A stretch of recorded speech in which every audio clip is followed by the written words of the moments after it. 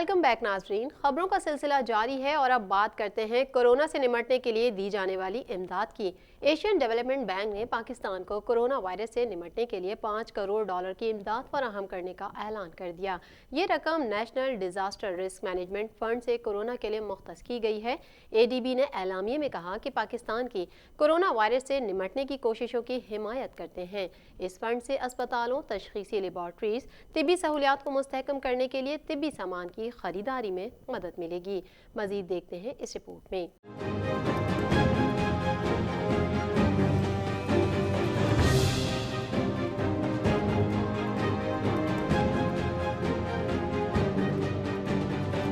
Asian development bank ने पाकिस्तान को corona virus से निपटने के लिए $5 करोड़ की इमदाद फराहम करने का ऐलान कर दिया।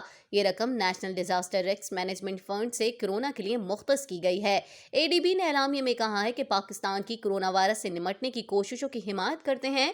इस फंड से अस्पतालों, तशखीसी लेबॉर्ट्रियों, तिब्बी सहूलियात को मुस्तहकम करने के लिए तिब्बी सामान की खरीदारी में मदद मिलेगी। फंड्स हुकूमत पाकिस्तान की दरख्वास्त पर जारी किए जा रहे हैं।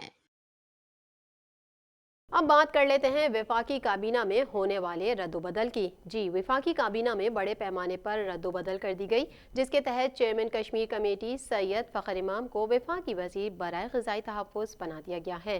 खुसरो बख्तियार को वफाकी वज़ीर बराए इक़्तिसादी उमूर डिवीज़न मुक़र्रर कर दिया गया है, जबकि हम्माद अज़हर को वफाकी वज़ीर सनद बना दिया गया। मज़ीद देखते हैं इस रिपोर्ट में।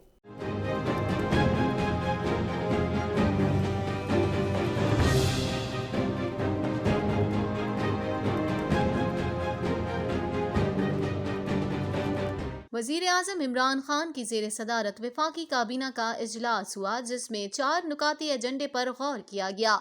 काबीना को कोरोना वायरस से निपटने के लिए किए गए इक़दामात पर ब्रीफिंग दी गई। इजलास के दौरान वफाकी वज़ीर मुराद सईद ने कहा कि वज़ीर आज़म के बरवक्त और दुरुस्त इक़दामात को नुमाया अंदाज में पेश नहीं किया जाता। काबीना ने 1200 अरब रुपए के रिलीफ पैकेज की मंजूरी दी, जबकि काबीना कमेटी बराए कानून साजी के फैसलों की भी तौसीक कर दी। इजलास के दौरान एक्सपोर्टर्स का माल रोके जाने के मामले पर भी बहस हुई। वफाकी वज़ीर फैसल वाबडा ने कहा कि वज़ीर आज़म की हिदायत के बावजूद ताहाल अमल दरामद नहीं हुआ। वज़ीर आज़म ने एक्सपोर्टर्स का माल रोके जाने की इतलात का नोटिस देते हुए हिदायत की कि गुड्स ट्रांसपोर्ट समेत एक्सपोर्टर्स का माल नहीं रोका जाना चाहिए। इजलास के दौरान नाजरीन, करप्शन का इंकशाफ हो गया। जी हाँ, बिल्कुल, कर्जों पर इंक्वायरी कमीशन की रिपोर्ट तैयार हो गई है, जो आइंदा हफ्ते वज़ीर आज़म ऑफिस में जमा करवाई जाएगी, जबकि रिपोर्ट में अरबों रुपए की करप्शन का इंकशाफ हुआ है। मज़ीद जानते हैं इस रिपोर्ट में।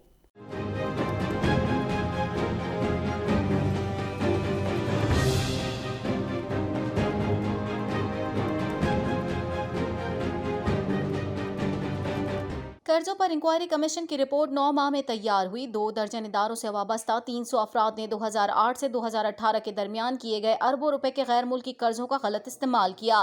रिपोर्ट में कई तरक्याती मंसूबों में किकबैक्स, इख्तियारात के नाजायज इस्तेमाल, बड़े पैमाने पर खुर्द-बुर्द और चोरी की निशानदही भी की गई है।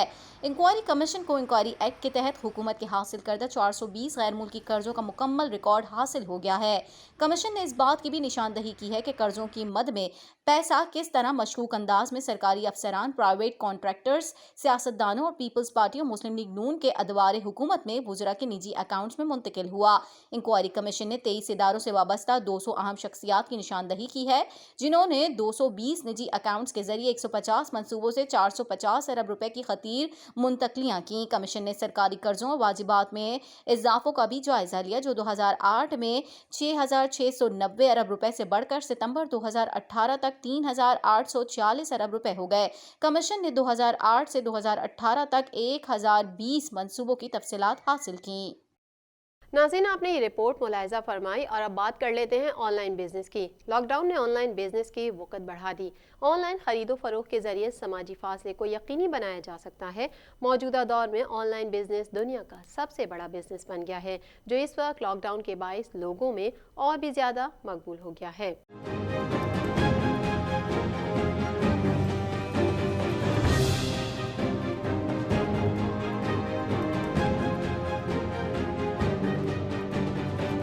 ऑनलाइन बिजनेस 1991 में उस वक्त शुरू हुआ जब इंटरनेट सामने आया। اور دیکھتے ہی دیکھتے گھر بیٹھے ہر وہ چیز جس کی ضرورت تھی گھر بیٹھے ملنی شروع ہو گئی۔ آن لائن بزنس کا بڑا چرچا ہے۔ لاک ڈاؤن نے اس بزنس کی ضرورت کو اور بھی بڑھا دیا ہے اور اب یہ عام ہوتا جا رہا ہے۔ دنیا بھر کی طرح پاکستان میں بھی کئی سالوں سے آن لائن بزنس ہو رہا ہے اور لاک ڈاؤن کے دوران بھی یہ بزنس جاری ہے۔ تاہم لاک ڈاؤن کے باعث اسے مشکلات کا سامنا بھی کرنا پڑ رہا ہے۔ انٹرنیشنل پروازوں کی بندش کے ساتھ ساتھ ملک میں بھی 5 بجے کے بعد کرفیو نافذ ہے۔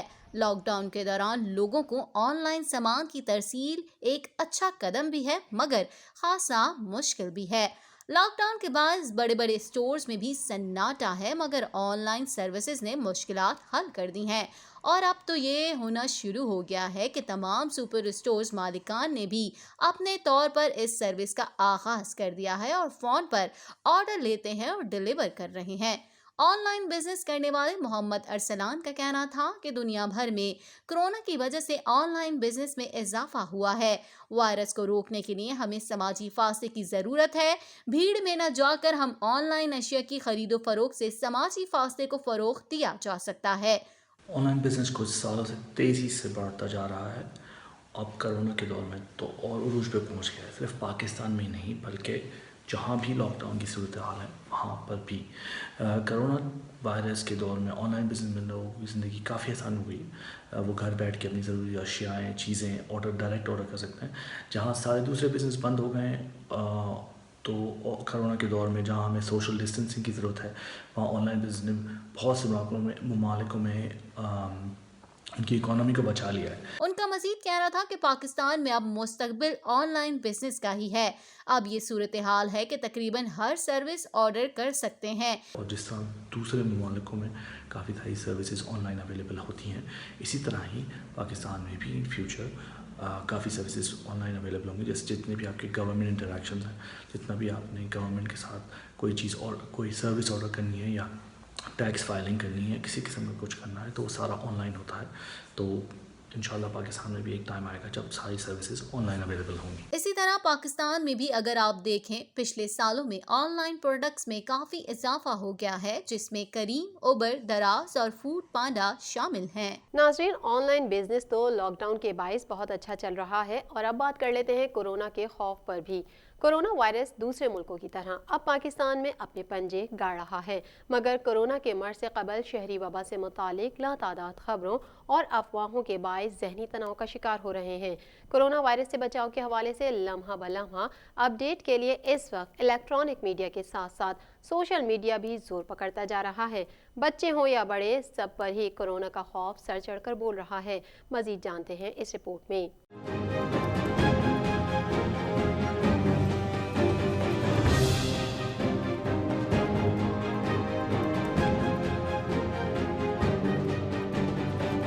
کورونا وائرس سے بچاؤ کے حوالے سے لمحہ بلمحہ اپ ڈیٹ کے لیے اس وقت الیکٹرانک میڈیا کے ساتھ ساتھ سوشل میڈیا بھی زور پکڑتا جا رہا ہے۔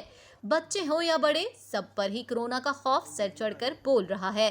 پاکستانی عوام خواہ کسی بھی شہر سے تعلق رکھتے ہوں، موجودہ حالات میں کورونا وائرس سے بچاؤ کے مشوروں سے مستفید ہونے کے لیے سوشل میڈیا کا انتخاب کرتے نظر آ رہے ہیں مگر ماہرین کے مطابق زیادہ معلومات ہمیں ذہنی طور پر بیمار کر رہی ہیں۔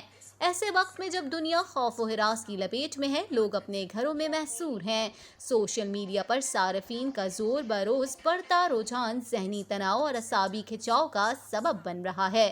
خود کو ذہنی دباؤ سے بھی بچانے کے لیے معروف سائیکیٹرسٹ رباب کا کہنا تھا کہ کورونا کے متعلق باخبر رہنا اور اس سے بچاؤ کے لیے احتیاطی تدابیر اپنانا درست ہے مگر خود کو اضافی معلومات کی گرفت میں کر لینا بچے بوڑھے سمیت نوجوان نسل کو بھی ذہنی دباؤ کا شکار کر رہا ہے اور ان کی قوت مدافعت کو متاثر کر رہا ہے۔ انسان کے امیون سسٹم پہ افیکٹ کرتی ہیں جن کی وجہ سے ان کے کافی ہیلتھ ایشوز سامنے آ رہے ہیں، ان کے کافی فزیکل ڈیزیزز سامنے آ رہے ہیں، بلڈ پریشر، کیلیسٹرول اور شوگر لیول انکریز ہو جاتا ہے یا ڈکریز ہو جاتا ہے، اور سب چیزیں اس میں آ رہی ہیں۔ اس کے ساتھ ساتھ ہمارے مینٹل لیول پہ بھی وہ کافی افیکٹ کر رہی ہیں۔ ناظرین، آپ نے یہ رپورٹ ملاحظہ فرمائی۔ اپنی ہوسٹ بشرا خان کو اجازت دیجیے، اگلے ہفتے پھر حاضر ہوں گے پاکستان دس ویک میں نئی خبروں کے ساتھ۔ اللہ حافظ۔